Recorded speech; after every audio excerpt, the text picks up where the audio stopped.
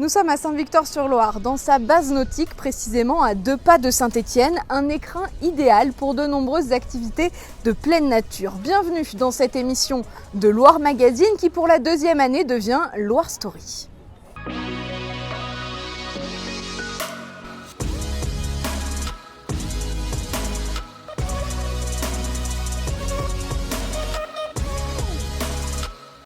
Cette base nautique est située au cœur de l'espace protégé classé Natura 2000 de la réserve naturelle des Gorges de la Loire. Ici, ça sent les vacances, c'est un spot idéal pour faire de la voile, du ski nautique ou bien encore du pédalo. On peut même aussi lézarder sur cette plage qu'on appelle la plage des Stéphanois. On parlera donc de l'été dans la Loire avec Véronique Chavreau, vice-présidente du département en charge du tourisme. Elle nous expliquera également les dessous de la campagne touristique Loire Story.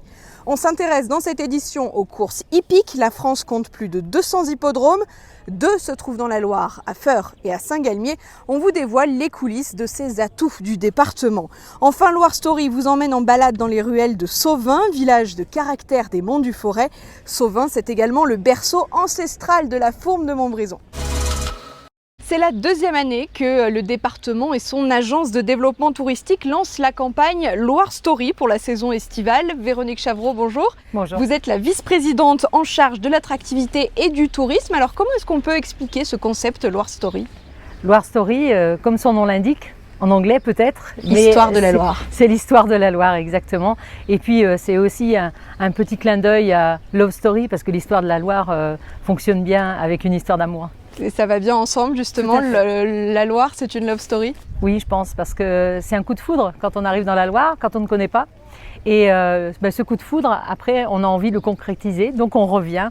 On y vient en général par hasard, mais on revient par envie en tous les cas. Alors comment cette campagne va se matérialiser tout l'été très concrètement ? Ce magazine, on a fait le pari, comme l'année passée, de le sortir à 700 000 exemplaires, dont 300 000 destinés à la ville de Lyon et alentours.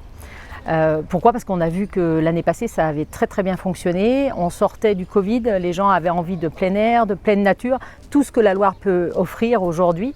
Et on avait pris ce pari justement de faire quelque chose un petit peu dynamique, qu'on n'avait pas l'habitude de faire jusqu'à présent, mais en tous les cas de faire voir de belles images de la Loire et chez nos amis rhodaniens, parce qu'il y a un potentiel assez incroyable. À 30 minutes, à un quart d'heure de chez nous, puisque notre frontière est et commune du nord au sud avec le Rhône. Alors si c'est la 2e année, c'est que ça fonctionne. Est-ce qu'il y a eu des coups de foudre justement avec peut-être des touristes en dehors du département ? Ah oui, alors les coups de foudre, c'est quand on arrive ici, dans les gorges de la Loire par exemple, mais les gens sont émerveillés. On a eu le swimrun, ça fait plusieurs années, on a le Loire Paddle Trophy également, et ce sont tous des gens d'extérieur. Et ils ont vu plein d'autres belles choses, beaux départements, et quand ils viennent ici, ils disent waouh, mais c'est tout simplement magnifique. Et c'est vrai qu'il faut qu'on exporte ce concept un petit peu touristique et puis de paysages magnifiques, mais il n'y a pas que les paysages dans la Loire. C'est vrai, et il y a les gens, la gastronomie, le savoir-faire, on en parle tout au long de cette émission. En chiffres, est-ce qu'on mesure l'impact de cette campagne déjà sur la première année en 2021 ? Alors, sur la première année, c'est très difficile d'avoir des retours pour la bonne et simple raison que quand vous parlez de plein air, pleine nature, le sport c'est la randonnée, c'est le vélo. Forcément, c'est pas forcément quelque chose de tangible et puis de quantitatif, on va dire. Par contre, ce qu'on a pu observer, c'est les hébergements. Et ça, les hébergements, on peut avoir vraiment un retour. Et tous nos hébergements étaient complets sur juillet-août. Preuve que ça a vraiment fonctionné. Alors, en quoi Loire Story donne une image différente du département ? Qu'est-ce que vous avez voulu changer ? Alors, on a voulu changer simplement le fait que la Loire, elle se raconte à travers vous, à travers ses habitants et à travers les visiteurs. Et ça, c'est important parce que on a ce concept de tourisme, ce qu'on appelle le tourisme bienveillant dans la Loire. On sait accueillir. Les 2 choses que nous disent les visiteurs, c'est qu'est-ce qu'on est bien accueilli chez vous, première chose, donc ça c'est voilà. Et puis la deuxième chose, c'est mais qu'est-ce que c'est beau. Oui, on est surpris finalement quand on arrive dans la Loire par tout ça, parce qu'il y a des a priori qui existent encore. Oui, on a des a priori, simplement c'est historique. La Loire était une terre agricole et également industrielle jusqu'à ces dernières années. Il se trouve qu'on a perdu énormément d'emplois sur les 50 dernières années et aujourd'hui on se rend compte qu'on n'a rien à envier à certains autres départements et qu'on a des choses à mettre en avant, et notamment au niveau du tourisme. Il ne faut pas oublier que le tourisme, c'est de l'économie. Donc nos hébergeurs, nos restaurateurs, nos vignerons, la gastronomie ligérienne, elle est quand même portée haut, elle porte haut ses couleurs, hein, en tous les cas, au niveau national et international. Et si vous, Véronique Chavreau, vous deviez nous donner votre Loire Story, quand vous parlez de la Loire à des gens qui ne la connaissent pas, qu'est-ce que vous aimez raconter? Alors ce que j'aime raconter, c'est que chez nous, on est bien, on a une qualité de vie incroyable et on a des paysages magnifiques, mais on a aussi le bien vivre. C'est-à-dire on peut vraiment déguster de très très bonnes choses. Je pense notamment aux produits du terroir, aux produits locaux que nos agriculteurs savent très très bien transformer. Et puis aussi tout ce qui est patrimoine. On a un très très beau patrimoine. Souvent on parle de la Loire, oui, les châteaux de la Loire. Ah oui, la Loire, on a aussi des châteaux chez nous. Alors venez les voir parce qu'on en a énormément. On a la Loire avec la plaine de la Loire entourée de montagnes comme ici dans les gorges de la Loire qui sont au sud du département. La Loire est un très très grand département très allongé le long du fleuve Loire justement, et on a plein de belles choses à découvrir, que ce soit en montagne ou auprès de notre fleuve. Vous parliez des châteaux de la Loire justement, quand on tape Loire sur internet maintenant, est-ce que ça change un petit peu? Est-ce qu'on a autre chose que les châteaux de la Loire? Ça commence à changer. Alors il faut l'un des gros objectifs aussi. C'est ça, c'est l'objectif que nous nous sommes fixés, c'est que quand vous tapez, parce que maintenant tout le monde travaille avec Internet, et quand vous tapez le mot Loire, notre objectif c'est que le département de la Loire arrive en tête. Numéro 1. Merci beaucoup Véronique Chavreau. Avec plaisir. À notre tour de vous raconter notre Loire Story, une belle histoire donc de la Loire qui s'écrit sur les pistes des hippodromes. Il y en a 2 dans le département, l'un se trouve à Saint-Galmier, l'autre à Feurs. Ils accueillent tous les 2 tout au long de l'année des courses de chevaux bien sûr, mais aussi de grands événements festifs, exemple à Saint-Galmier avec Lisa Moulin.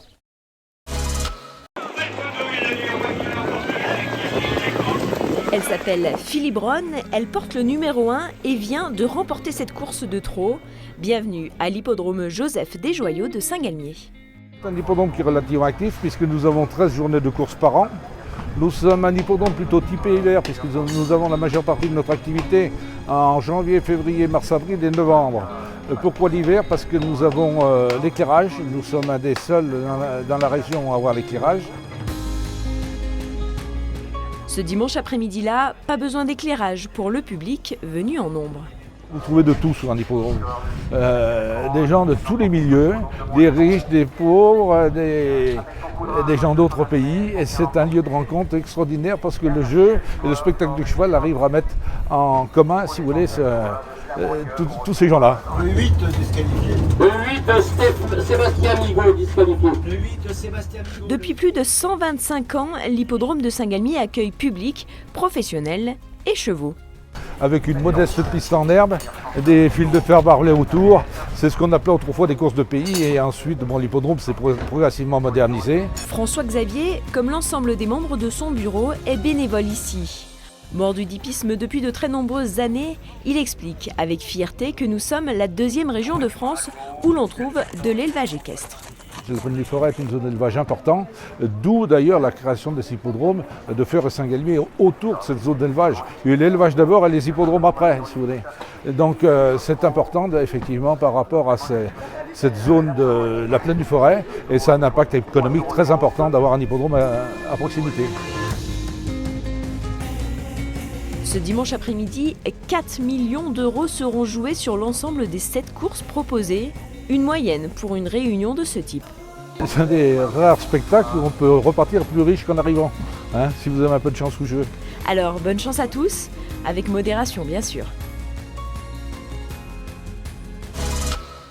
Dans la Loire, 12 communes sont labellisées villages de caractère. Elles nous font traverser l'histoire par leur gastronomie, leur architecture ou encore leur savoir-faire. Parmi ces villages, Sauvin, au cœur des monts du Forêt, c'est le berceau de la fourme de Montbrison. Lisa Moulin nous emmène à travers ces ruelles bordées de maisons en pierre.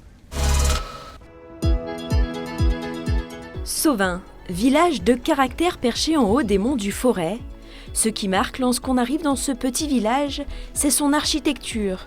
Des maisons en pierre joliment restaurées qui ont plusieurs siècles d'existence. Nous nous trouvons au cœur du village, devant la porte fortifiée et avec son architecture particulière.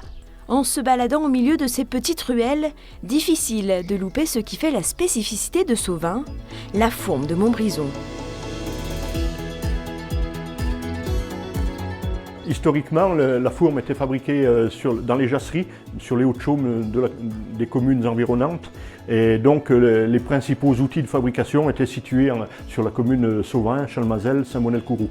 Donc c'est pour ça qu'on peut dire que Sauvin est un peu le berceau ancestral de la fourme de Montbrison. Georges, passionné de l'histoire du Haut-Forêt, est le responsable du musée de la fourme et des traditions, un endroit atypique de 800 mètres carrés. On accueille environ 5000 visiteurs par an. On y trouve l'histoire de la fourme, bien sûr, mais aussi toutes les traditions ancestrales des fermes de Sauvin et des alentours. C'est une copieuse 3D qui a 100 ans, voilà, en gros. Et ensuite, on a une autre machine qui permet de creuser l'intérieur du sabot, grâce à un modèle. On chausse les sabots et direction la nature. Sauvin, c'est aussi ces immenses espaces verts. Derrière moi, vous apercevez la vallée glaciaire et au-dessus, ce sont les Hauts-de-Chaume. L'endroit idéal pour les randonneurs et les vététistes qui pourront découvrir la cascade et la source ferrugineuse, autre surprise de ce petit village. C'est une commune assez vivante où les gens en intergénération sont très soudés. Alors, envie d'air frais cet été? Rendez-vous à Sauvin. Allez, avant de nous quitter, je vous donne d'autres idées de sortie pour cet été. Du Pilat au Rouennais en passant par le Forêt, vous allez le voir, la Loire regorge de pépites, regardez. Commençons par le nord du département, en terre rouennaise, avec le Petit Louvre de la Pacaudière. Un bâtiment classé monument historique, ancien gîte d'étape, qui attirait le regard des voyageurs de l'ancienne Nationale 7. Le Petit Louvre est ouvert tous les jours cet été, sauf le lundi et mardi. Comptez 1h30 de visite. Si vous avez envie de grand air, essayez la pêche. Que ce soit dans le lac de Villeray ou dans le fleuve Loire, les eaux rouennaises sont riches de carnassiers, de brèmes, de gardons ou encore de carpes. Sur l'étang de Cornillon, sachez que vous pouvez pêcher la carpe de jour comme de nuit sur réservation. À l'est du département, à quelques pas du Rhône, bienvenue à l'espace zoologique de Saint-Martin-la-Plaine. C'est le lieu qui accueille chaque année le plus de visiteurs dans le département. Plus de 1000 animaux vivent sur les 12 hectares du site. Cet été, le zoo est ouvert tous les jours de 9h à 19h. Et puis une date à cocher sur votre calendrier, le 30 juillet démarrent 2 journées de fête pour les 20 ans de l'AOP Fourme de Montbrison. À Sauvin, vous pourrez visiter le musée de la fourme et des traditions. Et puis à Chalmazel, on vous attend pour des animations festives, sportives, mais aussi et bien sûr gourmandes. On termine par une idée de rando entre Marolles et Montarcher, toujours dans les monts du Forêt. On respire sur ces très vieilles voies en pleine nature. Comptez 5 km de balade et 300 mètres de dénivelé. Merci de nous avoir suivis pour cette deuxième édition de Loire Story. Retrouvez la version papier immédiatement dans votre boîte aux lettres. Continuez de faire vivre la Loire à travers les histoires que vous aimez raconter. Je vous souhaite un très bel été dans la Loire.